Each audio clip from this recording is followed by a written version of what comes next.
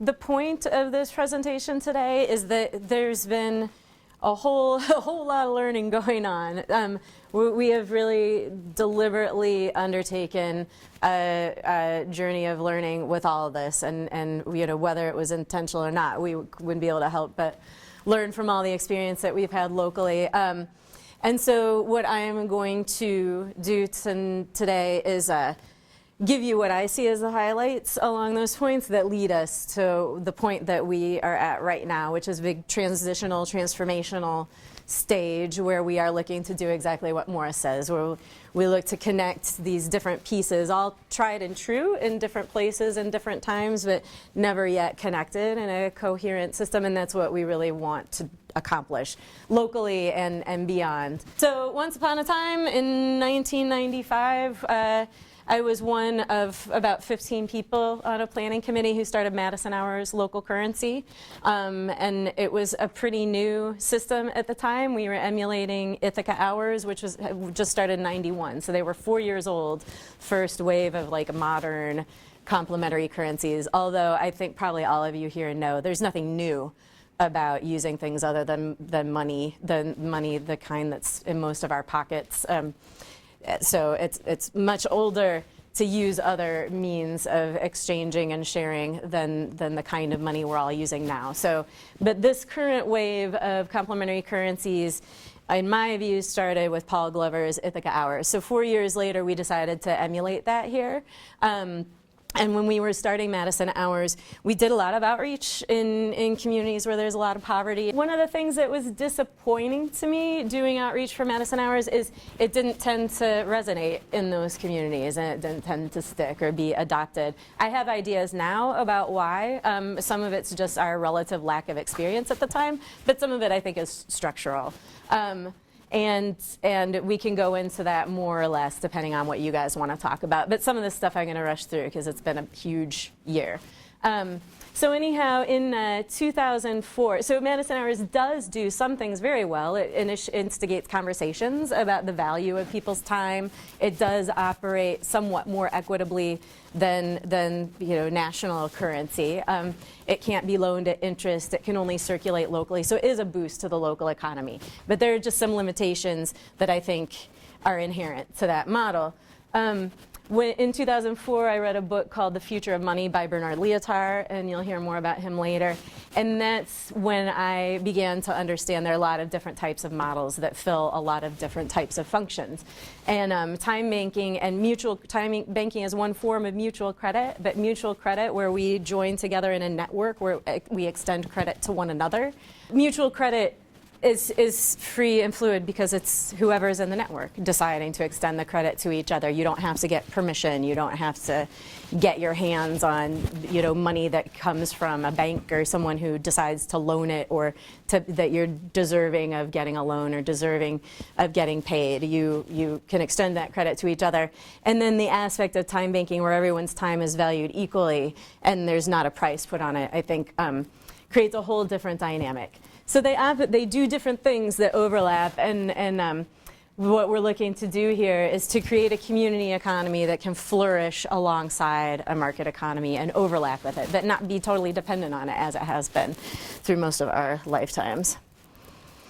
So we decided to embark on a very deliberate learning journey, and a number of you have been at some of these. We started doing builders workshops. It was actually Mark's idea. I go on tours sometimes and do time bank trainings and play music also, and Mark said at one point, I think you should go on tour here, do the stuff here that you do on a tour. And it made so much sense, and then also gives us a chance, since we can do a progression over time, we can just delve more deeply into all of these things than we'd be able to without having that sort of journey together. And we always ask, or almost always ask, these two questions at the beginning. What would you do to improve your community if you could? And what if money were no object? And then we realized, really, in a lot of circumstances, money doesn't need to be an object. This is another point of this learning journey that was really important to me. What Berkana Network does is they're working with several communities around the world. So Brazil and India, Greece, South Africa, Mexico, and Columbus, Ohio is one of the communities they're working in.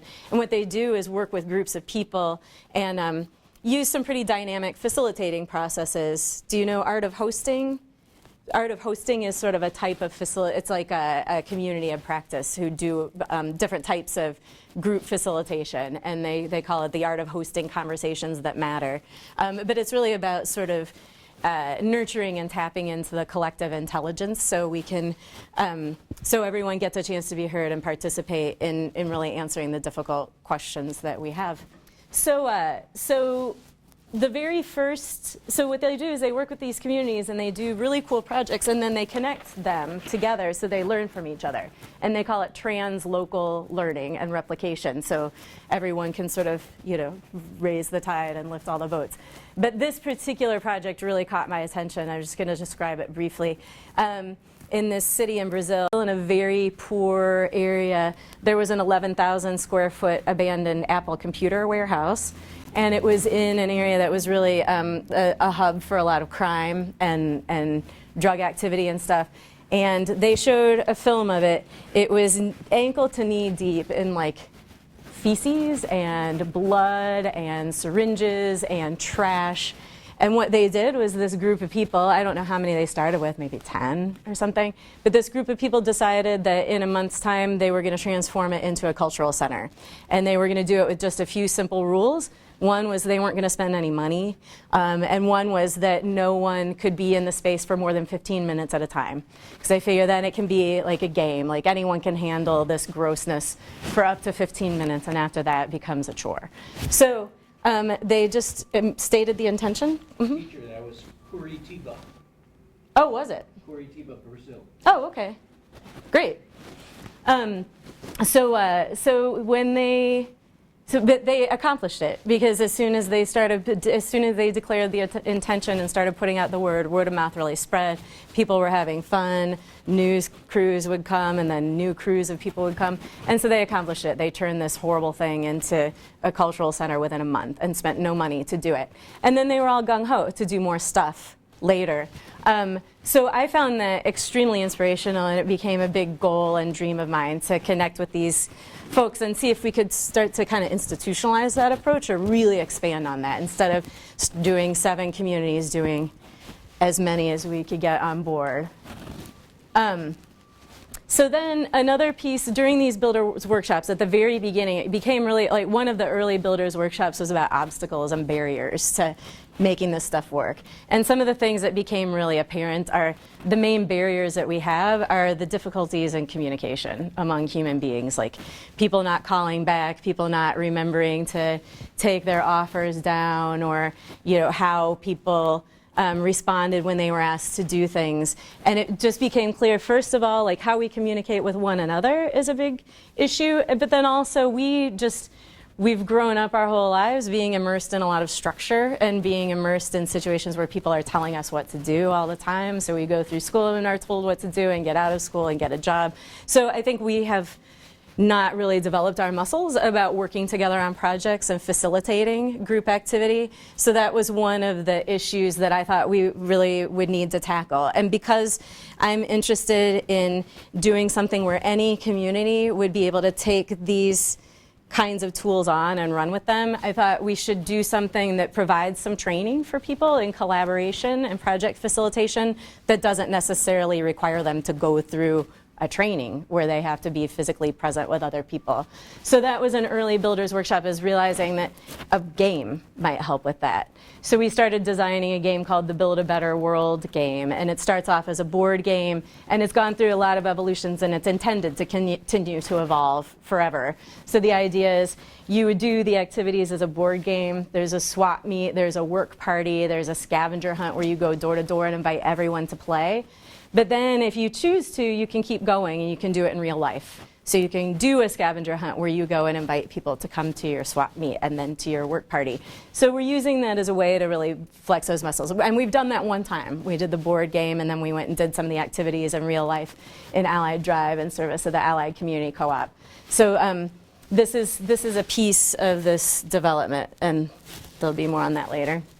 And then we started jumping into workshops on how time banking is being applied to specific issues. So we focused on number 4, we focused on health and wellness. And so we learned about neighbor-to-neighbor care teams that are being developed in a hospital-based time bank in Pennsylvania. And we learned about the approach that Visiting Nurses Service in New York. It's a 3,500 member time bank with 29 languages represented. Half the people don't speak English at all, and they have a very thriving time bank there. And then Paul Glover, he's the founder of Ithaca Hours right there in the middle, and he has moved to Philadelphia, and he's working on starting a beautiful vision of a very comprehensive health and wellness cooperative that uses time banking and also other kinds of currencies. He's calling it Medicash. MEDI, Medicash, for people to meet their health and wellness needs. He actually has a parcel of land with first right of refusal to purchase, like right in the heart of Philadelphia, right in a low-income neighborhood. And that's one of the things that I would like us to accomplish as a global community who want these things to happen, is find a way for him to raise the $500,000 he needs to make that a reality. We're going to talk about crowdfunding a little bit later, but someone recently raised $1.3 million to market an album that was already recorded. So if that could happen, we can get $500,000 for Patch Adams' very comprehensive, beautiful new model of health and wellness. Because we knew, so actually I didn't spell this out in the first slide when we talked about Madison Hours and the Dane County Time Bank. We've known for a few years that we want to connect these pieces together, that there's enough overlap between time banking and Madison Hours, and they fill enough of a different role that it would make sense to pull the functions into an ecosystem that's deliberate and coherent. So one of the very main reasons we started the Builders Workshops is to really develop enough local literacy here in these issues to tackle that, because there is a lot of complexity to these, and these different models have a lot of different history, and there's a lot to learn about it. So sessions number 6 and 7, we jumped into healthy community economy, about what are the tools available to us and how do they work in concert. So Mark developed this theory early on when we were working together, where he was mapping out currencies to like levels of the food chain in an ecosystem. So we started thinking of gift economy and sharing and time banking and the things that really we treat as very infinitely abundant.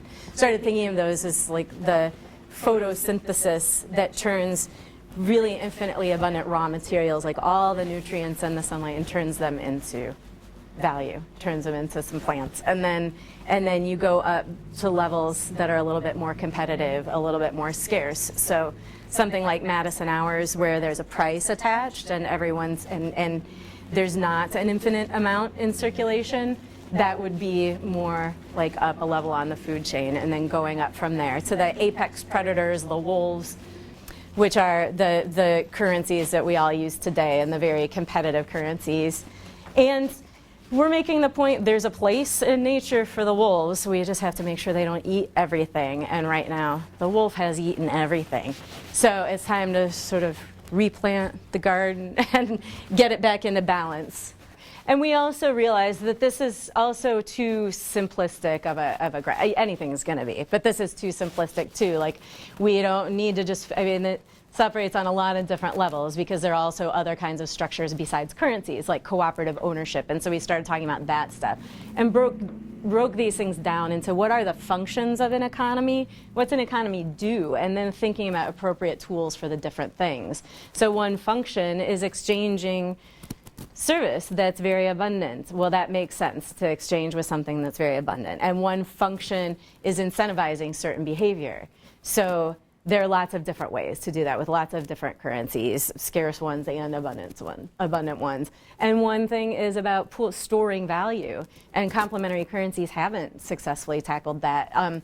One of the things that was very interesting to me in these sessions is I really expected that people would latch on to the business-to-business mutual credit. So I'm going to call it price-based mutual credit. And we have a problem with terminology. That's something that we're going to have to tackle too. But I'm just going to write these. I'm going to kind of make a glossary, because there's no like real nice shorthand way to say that. But what that means is you're exchanging just like you are in the time bank, but there's a price on things. So I can buy a cooler from your business for $1,000 worth of credit, and we would pay the appropriate taxes on that.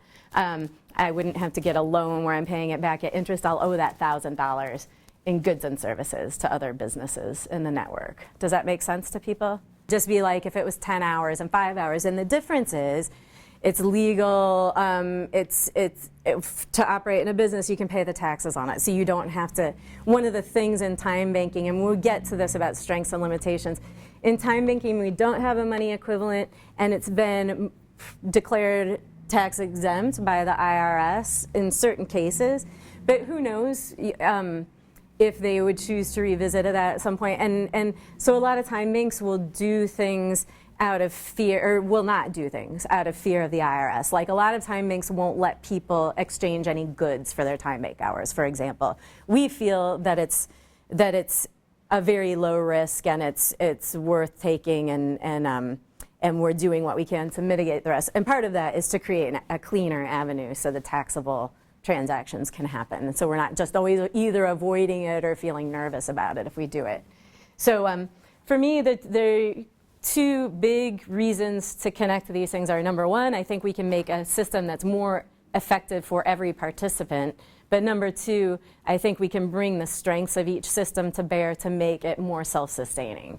So another aspect is the time bank runs by begging for money in lots of different forms, which is fine, and in some ways it's appropriate. We get a lot of government funding to run programs, like the medical transportation program is funded partly by the county. We've got federal grants from that, and we have inclusion work funded by the county, and we have youth court work funded by the schools. But it's always very difficult to get the money to sustain the administration of the organization. And so that's a piece that we need to bring in, and we'll go into that during the strengths and limitations. So we did map out a little bit about where you would need different things, and we keep using the Energy Project. Actually, sign us here. Can you raise your hand, Sign? Sign us here from the Allied Energy Project, Power Time. Thanks for coming. And the Allied Co-op. And so that's a good one to play with because we're really trying to apply these theories there. So we use time banking to really pool the resources that are in the neighborhood, which is a lot of people in the neighborhood have a lot of talents. So we use the time bank to make those visible, and then that's our resource base. And then some of the people with a lot of talents can have a talent to doing outreach for more intensive kind of resources. Like maybe we want movie tickets and gift certificates, and maybe we want to bring in used cars that people can earn for their time bank hours, or bikes. And that happens in places, so it's not unrealistic. And then we develop these resources that might be a little bit more scarce. And then at a certain point when we start, because our next goal is to start doing more weatherization of buildings. So we'll have to get more materials, and we'll have to get licensed carpenters to teach people how to do carpentry. So there's likely to be more money, or maybe if we get the business-to-business mutual credit going, it will substitute for money for people in those places. So that's when we need that sort of like more scarce piece that gets a little bit more complicated. Then one of the things that we want to do is assemble and install solar panels. So more cost for materials, but then also that's how we can start bringing in money more easily, because we're going on a model where, and there's one in West Virginia that's doing this, when people get the solar panels, they save like about 50% on their energy bill. They're required for a certain amount of time to put that amount of money into the project. So then we were looking at how we could do that and even flip that model. So when they put that money into the project, it's a cooperatively managed pool of money. Actually that gets into the next session. So the thing that really did resonate with people much more than the business-to-business mutual credit that surprised me, but I think has ended up being a very good thing, is savings pools. And so we looked at Yak Bank in Sweden and some other models, but essentially the function that we are thinking about is in a savings pool, people they'll choose to save, whatever amount of money you want to save. You don't have to put all your savings in it. In fact, we would probably discourage it when we're in the testing phase. But you put some money into the pool, and then that money is managed by the cooperative under whatever agreements there are. So it might be a saving and lending thing. So in the Yak Bank, I can, after I've saved for a certain amount of time, and have a good record of saving, then I'm eligible for a no interest loan. And then I pay the loan back without interest, and as I'm paying it back, I'm rebuilding my savings. So it's just a much friendlier, cooperative kind of banking system. But then there's some other innovations that we're interested in looking at, like how can we connect with the slow investing people? There are a lot of people in the slow money and slow investment movement who really don't have any responsible place to put their money very easily. And we would like to help them with that problem. So one of the goals, so there are two goals in the whole comprehensive picture for me. One is people being able to do good work and be supported by their community in doing good work. By good work, I mean the work that you love, the work that's important to you, the work that keeps your community thriving. It can be caring for your relative. I mean, any kind of good work. Take people out of the situation where they have to go do a job that's destructive to themselves or to the planet, or where they can cut their hours at that job. But do good work in the community, be supported by the community, and also create avenues for people to invest in a community by investing in the community rather than the way it tends to work now is people will give to a foundation or a nonprofit organization who will send someone like me to go work in the community and then leave. And I think you know, there's value to that too. There's nothing wrong with organizations working in community. So the goal is to put pieces together, working with people like the Berkana Network, who we talked about in Walk Out, Walk On, and everything that we've learned about how we facilitate projects and everything that we will continue to learn as we do it more, and really create situations where you can invest in a community and that community has a process where they can identify what work they think needs done in the community and they can do it and they can earn time bank hours and money and mutual credit and anything they need to earn to have a good quality of life. So that's the big dream. This stuff is very brand new to us. So we're just gonna start embarking on this. And actually, because I might forget to say this later, one of the things that I learned then, I ended up traveling a lot, which is kind of next in the thing. But one of the things that I learned is, I'll go back here, is New Zealand time banks are doing all this stuff. And we had already decided that we wanted to do the savings pools. And then Matthew, the guy who programmed our software, a bunch of you know him, he's been in New Zealand working with them to do software. And he sent me a message. He said, please, please, I'm begging you to consider doing these savings pools. The New Zealand time banks are looking at how to spend the $250,000 they've accumulated. I was like, well, you didn't need to talk us into it, but that helped also. So then a group of people from actually all over the country decided they wanted to hold an economic democracy conference here in Madison. And it was a reaction to the democracy conference that had happened the year before. And they just felt like it was such a common theme that really the economy is the problem. At one talk I gave a long time ago, I said, it's not the economy, stupid, it's the stupid economy. People have realized that's enough of a problem and developed an understanding that we need to address it. So they organized the whole conference around economic democracy. And then I helped organize a local track of that, so a local action track. And I just put a couple highlights, but for me a really big highlight was this workshop. This is the guy on the right that you can see better is Chris Meyer from Sector 67 Co-working Makerspace. And then that's Justice Castaneda on the left, and he was working as a consultant to the city about the achievement gap, if you're familiar with that term, but the achievement gap, and then also he was consulting about how the city should approach brownfield remediation. So there are a number of brownfields, meaning it's land that's been contaminated with toxic chemicals of some sort. And at some point, the city will put out a request for proposals about how to deal with those brownfields. And at this workshop was sort of the birth of the idea that perhaps we could create a type of cooperative, which I'll get into, mutual aid networks. Perhaps we could create a type of infrastructure where the community itself could be the response to brownfield remediation and help do things like all the way from learning about what kind of nutrition would help you avoid whatever health problems you're more likely to have because of the contamination, all the way up to identifying what kind of businesses you want in your community and helping develop that and helping ensure that local people are employed to do the carpentry on those businesses and employed at those businesses, and hopefully the co-op would own some of those businesses.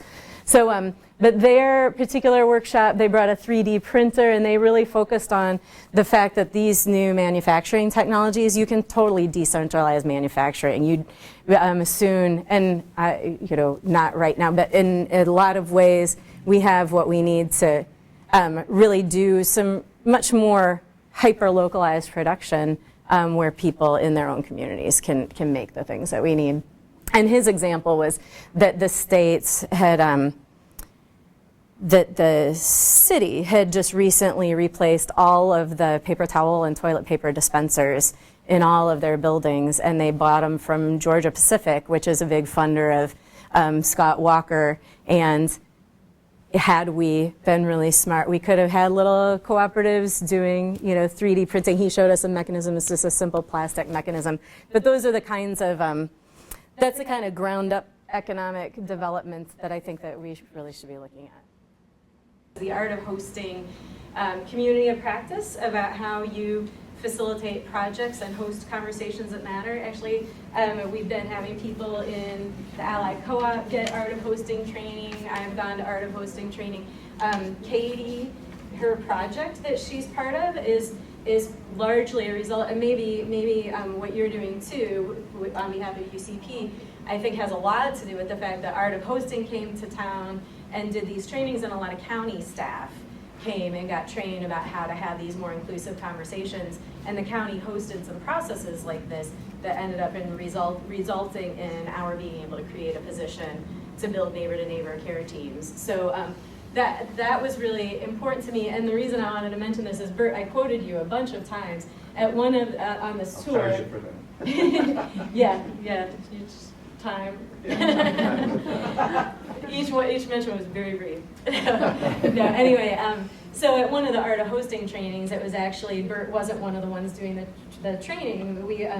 I went to his session, his open space session, and he said something that was so helpful to me that I just wanted to share it with everyone who's ever doing any kind of organizing of people, which is, there are 3 different types of people who would you like to say it? Sure. When you're working with community people, it's important to understand that, and there are different variations of this, but a basic one is think of what the people you're working with in 3 different ways. There are people who are explorers, you know, people who go out and do anything new and fresh. There are people who will follow explorers and do pioneering work, and then there are people who are farmers, and they do the real work. And when you're undertaking a community project, understand that and know that on the front end, it's the explorers you're working with. On the back end, they may not be there at all because they're not interested in doing farming. So it's very important to understand these different types of people and honor them. They all provide you with great value. And don't be so depressed when your explorers leave, because they do. And even though I've lived it a million times, just hearing that from you just helped my perspective on it so much. And I've said that in so many settings on this, and so much of the time people do the same thing, like, because it lets you off the hook and it lets off every other human being. So then Charles Eisenstein, he wrote the book Sacred Economics, and a new book, The More Beautiful World Our Hearts Know Is Possible. He came and did a full-day workshop with us here that was really about how to identify the gifts that you have to give to the world and how to get to a place where you are ready to give them to the world. And one of the takeaways from me, which I apply in this work, is in a lot of the exercises he does, it becomes really clear that it's a lot easier a lot of times to identify and name the gifts you see in someone else than it is to identify your own gifts. I think maybe because we're humble Midwesterners or something, or like no one wants to be arrogant, or you overlook your own gifts. But that's one of the things that got me to think, you know, I think it would really help all this stuff if we developed ways we could commission work from other people. So that's another piece of this, is like figuring out how we can hire our friends and neighbors to do the cool things we know they're capable of doing on our own projects. One of the issues that people have in time banking is not everyone's attracted to it, and if I have time bank hours to spend, but I can't get my neighbors aren't accepting them for whatever reason, they have less value to me, and that's one of the ideas, is to create situations where we are hiring each other for time, bank hours, and just sort of greasing the wheels by commissioning work from each other. So next step is understanding that cooperative ownership and cooperative management of all of our tools and processes and projects is making a lot of sense, and that's something that we are looking at right now. If I have time bank hours to spend, but I can't get my neighbors aren't accepting them for whatever reason, they have less value to me. And that's one of the ideas, is to create situations where we are hiring each other for time bank hours and just sort of greasing the wheels by commissioning work from each other. Does that make sense to people? So next step is understanding that cooperative ownership and cooperative management of all of our tools and processes and projects is making a lot of sense, and that's something that we are looking at right now. Who was here for the Bernard Leotard and Jackie Dunn workshop? Does anyone want to throw out a highlight of it? Go ahead. Bernard Leotard is an internationally respected economist and banker. He worked in many fields, but specifically with respect to this, he was involved with the creation of complementary currencies in the world, specifically Switzerland, and essentially developed a couple of other concepts that enable linking time to the exchange of currencies by the use of insurance companies as storehouses for the money exchange.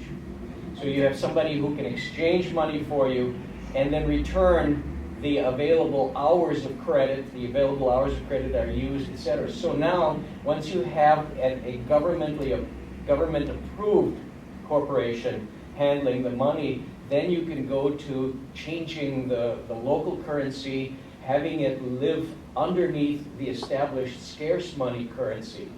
And everybody has their own way of functioning. The people who want to make money using money can be up here, and those of us who want to exist without having to worry, are their mistakes going to affect this layer? So we've got our own layer, they've got their own layer. Good luck to them. And it was great that that was the point that you made, because that's the one that ended up sticking most. So in the model that he was recommending for us, businesses can use a kind of complementary currency, but then you get the insurance companies involved, so the businesses could choose to cash it in for cash if they want to. And that's a big oversimplification of this. But that's what he recommended, and he recommended a particular type of legal structure to manage it. And I thought it was very interesting in the moment, but I actually was thinking, this is sort of a higher level than what we really are serving right now, where it's like bigger businesses. And then, though, I had a little epiphany the next Monday, because I woke up and was in a total panic because, as is common, we had a big cash flow problem at the Time Bank, because most of our funding comes from government contracts and grants, and they're reimbursement basis. So we have to spend the money that we don't have, and then we have to ask them to reimburse us. And it's incredibly stressful. Anyone who spends much time with me knows that periodically I'm freaking out. And so I was freaking out this Monday morning, and then all of a sudden I realized, oh, this is who that would be really good for, people like us. Because the idea of this currency model that he was talking about is you can pay in this currency, it's worth X number of dollars, and you're exchanging it between each other, but more people will accept it, like more big businesses will accept it because they know they can turn it in for cash, and it helps to level the playing field between big players and small players. But then, so I thought, okay, this would work for us, and I got really, started thinking we should look at it. But then I realized the pieces that we're talking about, if we're talking about including the saving and investment pool, we could use that. That could be something that a group could choose, is to manage the money in a way that pool of money could be the insurance. So if people chose to cash in their currency. So it was just like a simpler way to do it, structuring as a cooperative and using the cooperative saving and lending pool.